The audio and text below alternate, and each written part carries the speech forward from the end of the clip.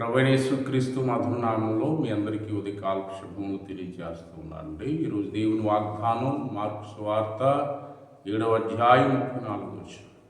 ఆకాశం వైపు కన్నులెత్తి నిట్టూర్పులు విడిచి ఎఫ్ఫాతని వానితో చెప్పాను.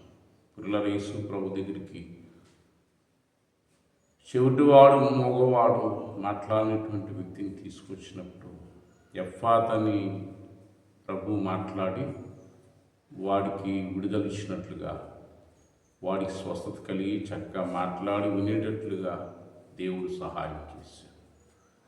పిల్లలు ఉదయకాలం దేవుడు నీ సమస్యలు విషయాల్లో పిల్లల నీ ఆటంకాలను ఆయన తొలగించి నీవి ఈ ఆర్థిక పరిస్థితి విషయాల్లో దేవుడు పరలోక ద్వారాలు తెరిచి ఆయన ధననిధితో నింపువాడై ఉన్నాడు.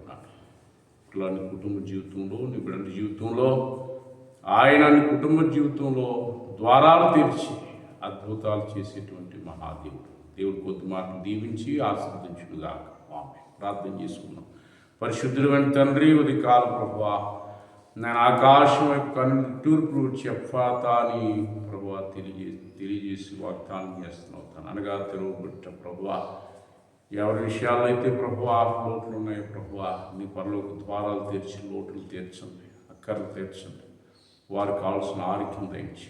అలాగే కాలం ఆయన సాయంత్రం వరకు జరగబోయే ఈ పునరుద్ధారపు ఆదివారం ఆరాధనలన్నింటిలో మీకు తోడేయండి.